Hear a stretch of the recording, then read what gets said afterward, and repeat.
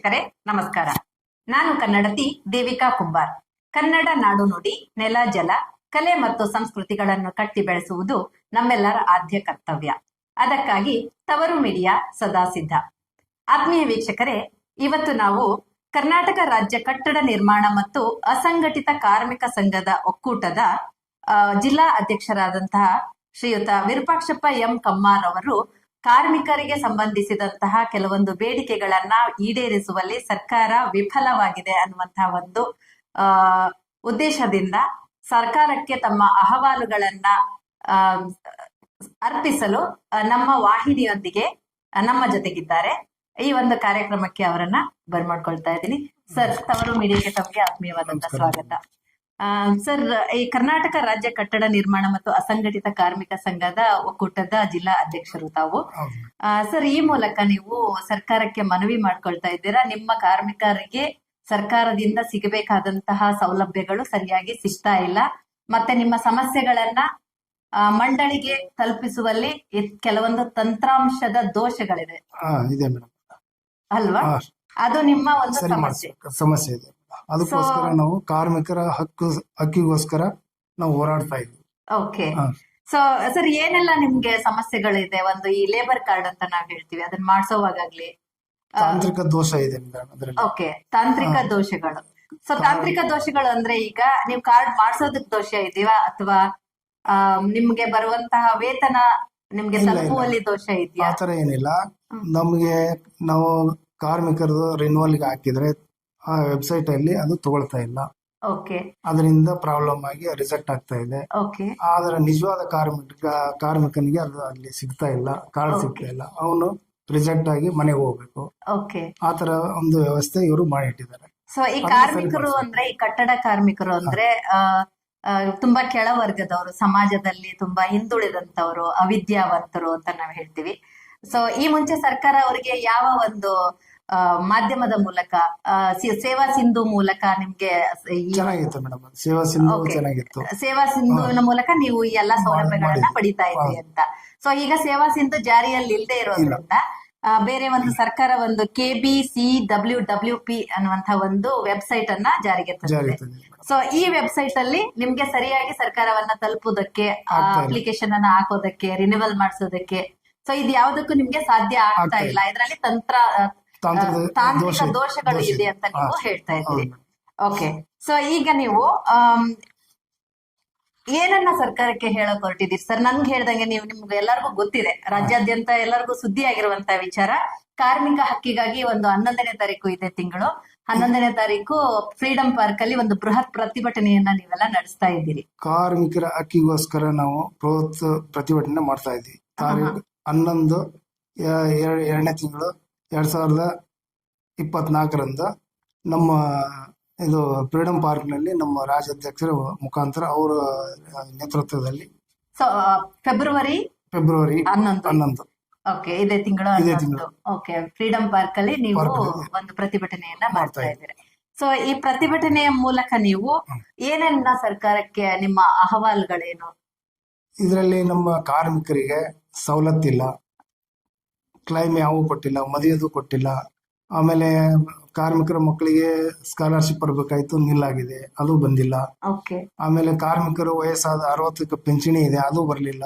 ಇವತ್ತಿಗೆ ಒಬ್ಬರು ತಗೊಂಡಿಲ್ಲ, ಅದು ಯಾವ್ದು ಮಾಡ್ಲೇ ಇಲ್ಲ, ಅದೆಲ್ಲ ಇದೆ. ಮಿಕ್ಕಿದ್ದು ಏನಿದೆ ಎಲ್ಲ ಹಾಕಿದ್ರು ಕೂಡ ಲ್ಯಾಪ್ಟಾಪ್ ಕೊಡ್ತೀನಿ ಅಂತ ಹೇಳಿದ್ರು, ಯಾರು ಕೊಟ್ಟಿಲ್ಲ. ಎಲ್ಲ ಬೋಗಸ್ ಆಗ್ತಾ ಇದೆ. ಇದರಿಂದ ಕಾರ್ಮಿಕರೆಲ್ಲ ನೊಂದಿದ್ದಾರೆ. ಅವ್ರಿಗೆ ನ್ಯಾಯ ಸಿಗ್ಬೇಕಂತ ನಾವು ಹೋರಾಡ್ತಾ ಇದ್ದೀವಿ. ಓಕೆ. ಮತ್ತೆ ಈ ಕಾರ್ಮಿಕ ಕಾರ್ಡ್ ಅನ್ನ ಮಾಡಿದ್ದಾರೆ. ಈಗ ಈ ಕಾರ್ಮಿಕ ಕಾರ್ಡ್ ಅನ್ನ ಮಾಡಿ ಆದ್ಮೇಲೆ ಸರ್ಕಾರ ಕೆಲವೊಂದು ಹೊಸ ಷರತ್ತುಗಳನ್ನ ವಿಧಿಸಿದೆ.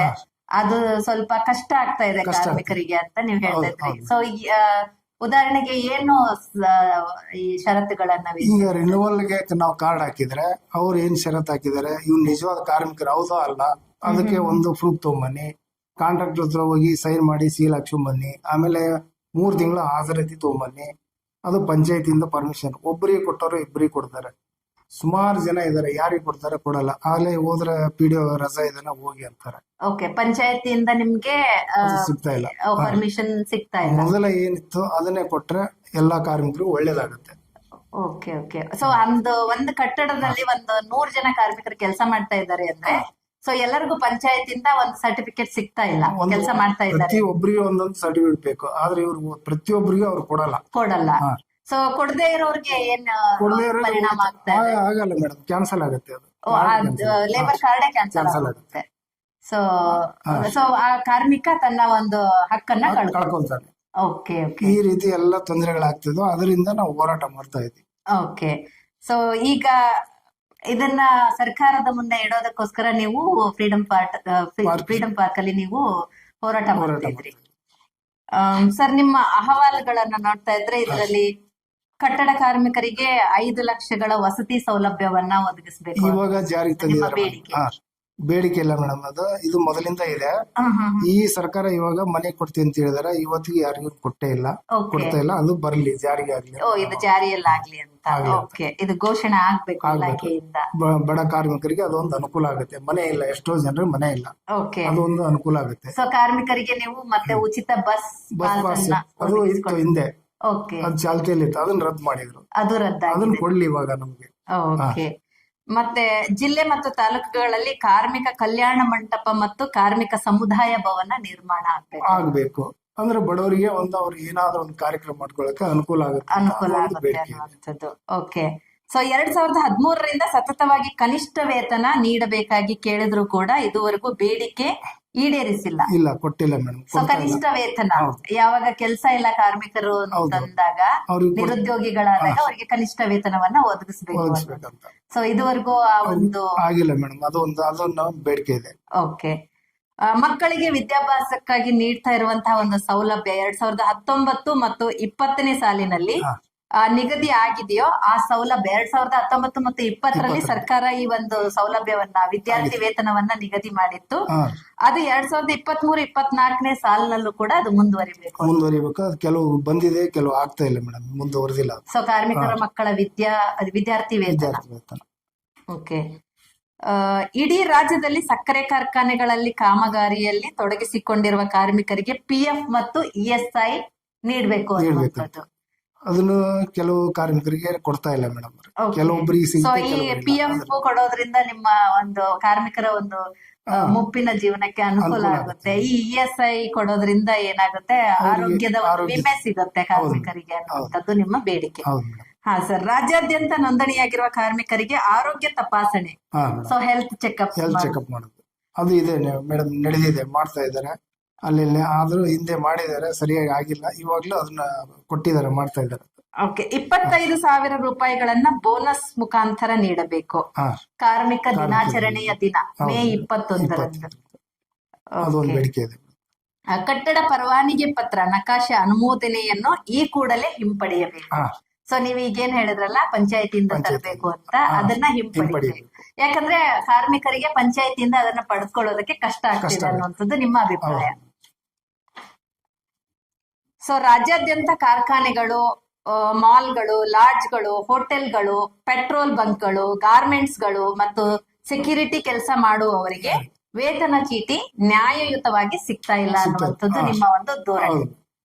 ಸೊ ಇದನ್ನ ನ್ಯಾಯಯುತವಾಗಿ ಸಿಗುವಂತ ವ್ಯವಸ್ಥೆಯನ್ನ ಸರ್ಕಾರ ರೂಪಿಸಬೇಕು ಅನ್ನುವಂಥದ್ದು. ಓಕೆ. ವಿವಿಧ ಕಾರ್ಮಿಕರಿಗೆ ನೀಡುವ ಕಿಟ್ಗಳಿಗಾಗಿ ವಹಿಸುವ ಟೆಂಡರ್ ಅನ್ನು ತಕ್ಷಣವೇ ರದ್ದುಪಡಿಸಬೇಕು. ಸರ್, ಈ ಟೆಂಡರ್ ಅನ್ನ ಯಾಕೆ ರದ್ದುಪಡಿಸಬೇಕು ಅಂತ ಮಾಡ್ಕೊಳ್ತಾ ಇದ್ದಾರೆ? ಹಿಂದೆ ಕೊಟ್ಟಿದ್ದಾರೆ, ಕಿಟ್ಗಳ ಕೊಟ್ಟಿದ್ದಾರೆ. ಅದರಲ್ಲಿ ಹೇಳ್ಬೇಕಂದ್ರೆ ಗೋಲ್ಮಾಲ್ ಆಗುತ್ತೆ. ಓಕೆ. ಅದು ಈಗ ಯಾವುದೇ ಒಂದು ಕಿಟ್ ತಂದ್ರೆ 1,000 ರೂಪಾಯಿ ಆದ್ರೆ ಅಲ್ಲಿ 1 ಕೋಟಿ ಆಗಿರುತ್ತೆ. ಅದಕ್ಕೆ ಅದು ಬೇಡ, ವೇಸ್ಟ್ ಆಗಿದೆ.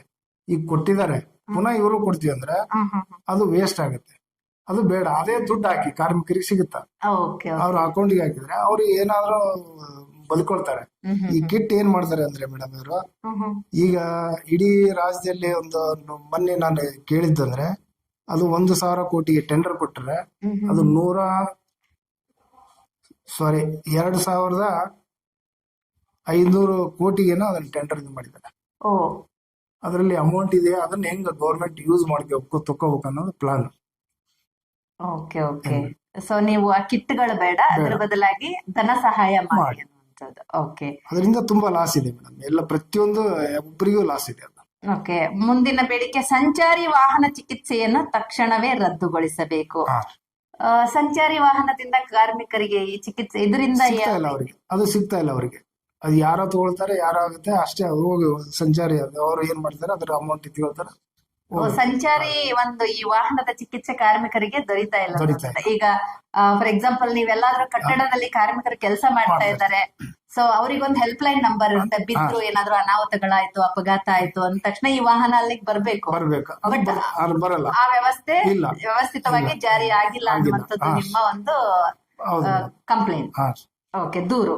ಓಕೆ ಸರ್, 2023-24ನೇ ಸಾಲಿನ ಶೈಕ್ಷಣಿಕ ಧನ ಸಹಾಯದ ಅರ್ಜಿಗಳನ್ನು ವೆಬ್ಸೈಟ್ ನಲ್ಲಿ ಪ್ರಾರಂಭಿಸಬೇಕು.